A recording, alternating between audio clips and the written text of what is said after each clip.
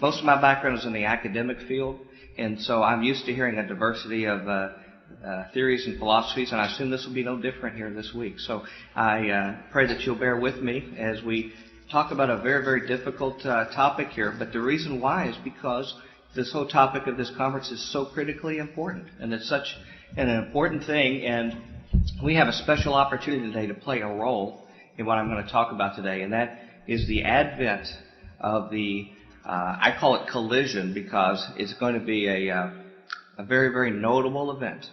And you'll see when I talk about this further. My scope that I'm going to approach is I'm going to talk about some selected historical records that I could find. I've probably thought about this as more of an engineer scientist type. I've tried to think what could we use that would be most constructive and helpful in a meeting like this to be prepared for the earth and world-shattering events that are getting ready to come upon the world.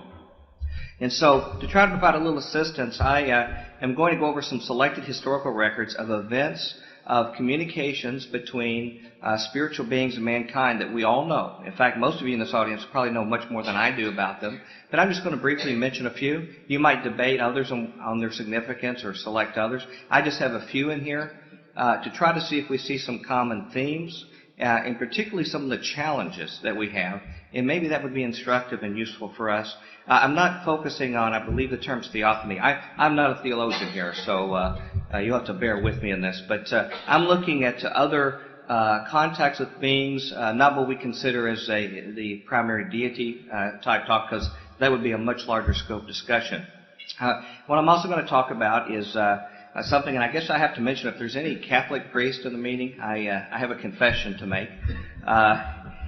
My original hope when I was asked to do this is that I wanted to have a very, very broad scope topic because of the breadth and diversity of the group here and a variety of religious experiences, and look in various sacred texts to have an understanding of what comments they have. As circumstances would have it, our household has gone through quite a turbulent and interesting period of time in the last few months with some health issues in our extended family, some changes in my radio show. Some wonderful opportunities have come up, but they've severely curtailed the scope of what I wanted this talk to be. But as a situation would have it, I actually have more material here than I have time anyway. So I guess that was all intended. So I'm going to talk a little bit about something that I know best from my background, and that is to try to find some kind of record to give us some commentary on this, and that's the biblical record. That's the limited scope to date I'll have in here, and that'll be more than enough to chew on. And I hope to maybe expand that in the future, and I appreciate any feedback you can give me afterwards on some suggestions on that. And then looking also at these experiences that are commented on in the Bible, they give some feedback on commentary and suggestions of the significance of them, and then some admonitions, some suggestions on a good and proper way to do that, and then close with some possible scenarios of what some of these future reconnection events could be, and why I suggest them and what the implications could be. One of the things I found very interesting is if you look at just the straightforward biblical record, or you look at non-biblical sources, and we'll cover both here, they have an agreement that heaven and earth will soon be reconnected. And I think we've seen small dimensional portals already open. We'll talk about some of them today with individuals. But I think we're soon on the time when it's going to reopen to possibly all people. And it's going to be an unprecedented time, and unprecedented events are going to occur. And the bottom line is things will never be the same again. So I think that certainly shows the significance of our time here. As I get into it, I think it's important for me to be upfront and mention my underlying assumptions. Again, this may be the scholastic or the scientific side of me, but I think it's a responsible way to do things, so you know as a listener under what constraints my talk is in the direction. I am clearly a layman in theology. I'm surrounded by a room of theologians that all have advanced degrees in theology. I'm a person of science. That's where my credentials are. And I recognize that. You're going to hear probably some somewhat simple terms. You're going to hear some names and words mispronounced, and I hope you just bear with me in the middle of that, and hopefully we'll find something of constructive use out of it. I hear philosophers and theologians of every stripe talk about the leap of faith. Where in you and your walk and your understanding of spiritual things, where do you get to a point, if you're really honest, that you take your knowledge and understanding to a certain extent, and you have to at some point put the element of faith in your understanding of what you'll talk about. And my leap of faith that predicates at least a minor portion and content of my presentation is in the accuracy of the biblical record. So if you have some questions about that, that would probably be the crux of what the differences may be. And I just think that's important to point out. I have reasons for why I think it's useful for us. Some of my personal reasons, very personal to me. I found the harmony of the record. We have 40 authors over a couple of millennia that write from their own perspective, but there's an overall harmony of message in it that I find has to be something supernatural. I know of no other literature that could claim that similarly. The whole content of prophecy. I know there's a lot of interest here in people looking at future events. Prophecy is a hallmark, as we'll see later, of a sign of a divine intervention in messages that come out. And the explicit and detailed fulfillment of prophecy in these writings, I think, is a sign to show their trustworthiness. And then there were eyewitness testimonies. There were probably the seminal event in Scripture is the resurrection of Christ. And as we know, not only were there large groups of well-known people, but up to, as I understand, up to 500 people at one time who actually witnessed the resurrection.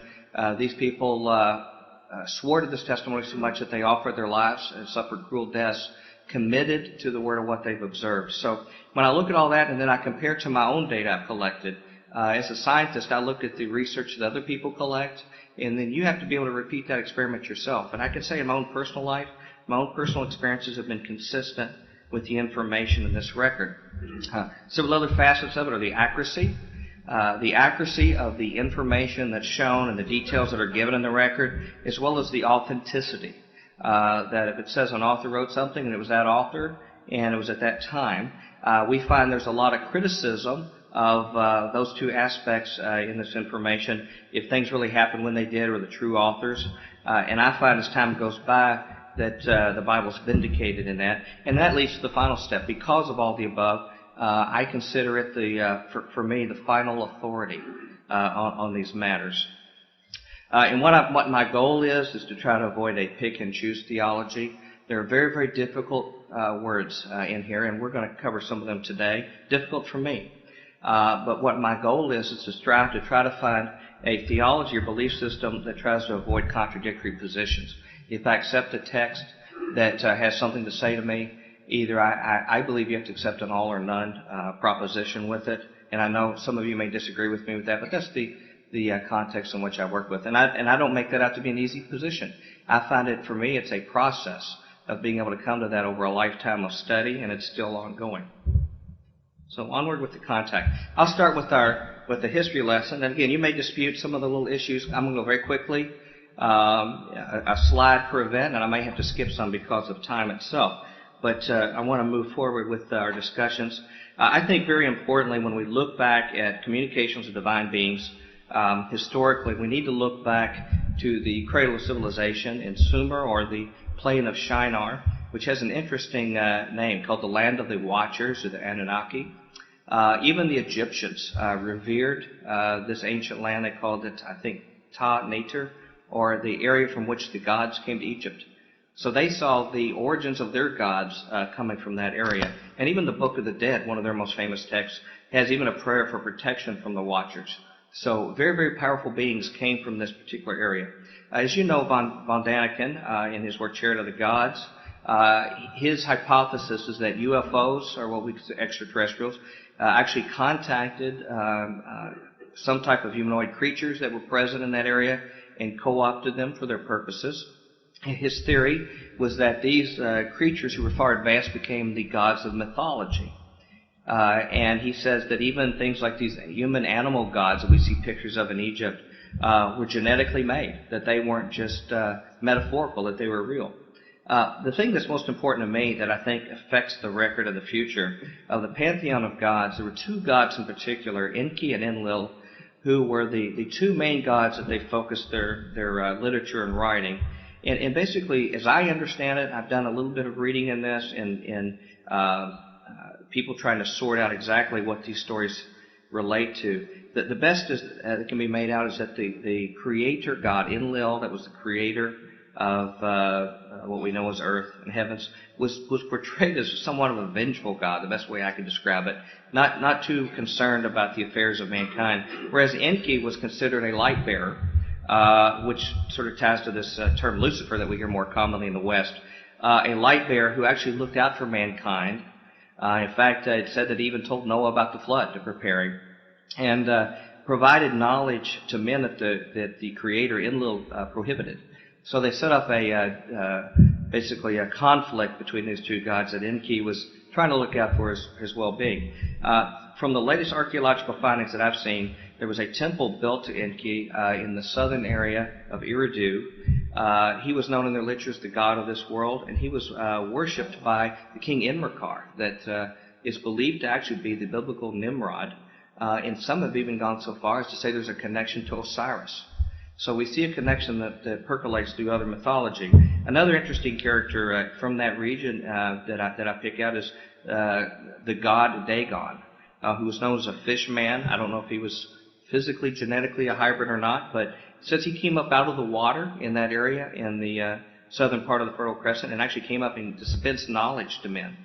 This was, as I understand it, happened after their story of the deluge. After the deluge, he came and communicated wonders in science and in building. And of course, we have reports like this around the world, China, India, around the world, including gods in winged disc. You're very familiar with that. Egypt in particular ties Horus to the activities of this person. The Oracle of Delphi, this is where we actually see regular and particular communications from the gods to man. And they spoke through a priesthood who then went directly to an oracle who went into a trance. Was also known as a pythoness, inhaled burning leaves. I don't know if you would call this of a shamanistic sorcerer kind of thing, with you have the pharmaceutical kind of involvement. But anyway, there's hallucinogenic visions that were involved in this. And then they were interpreted. And in fact, there's a famous incident in the literature where King Croesus, I believe, of Lydia, actually tested the oracle, was cooking some turtle soup and goat soup, and the oracle told the person he sent exactly what the king was doing at that time. That was spread far and wide. This office was filled for over 1,000 years. And however, it was a pretty good moneymaker. The citizens were charged at least 2 days' wages to get their future read or the question they had. Military 10 times that, so they had a sliding scale. My records show that the last oracle gave an oracle in AD 362 and said this age of Apollo is over. However, it appears from my quick searches that there are still people who are followers of Apollo and still look for oracles of that same vein. And of course, Zeus and others also had their oracles as well. Kabbalah is another manifestation that's come out. The early writings began very early to talk about this 72 name of extension of God. I'm not an expert by any stretch in Kabbalah, but what I understand is that the name or names of God or of other beings is the key to the power through Kabbalah, as well as the representation of the tree of life. And their literature shows that they're connected. It's very curious compared to the rest of my presentation, and it says that all the holy forms of these 72 powers oversee all the nations. So there's a connection of governance spiritually over the nations, with who these holy powers are. The Zohar actually says the Holy One, blessed is He, appointed the 70 ministers over the 70 nations. It also talks about a connection between the 72, which is a more a number that's a more rounded, spiritual, sacred number, but there's a connection to the 70. Now, this is one of the first conflicts you see. Within Judaism, there was the major portion of Judaism had a major problem with this activity. One quote that I found from the 13th century says, if you see one making prophecies about the Messiah, which was a common activity in Kabbalah, you should know that he deals in witchcraft and has intercourse with demons, or he is one of those who seeks to conjure with the names of God. Now, since they conjure the angels of the spirits, these tell them about the Messiah so as to tempt him to reveal his speculations. The demons come and teach him their calculations and apocalyptic secrets in order to shame him and those who believe in him.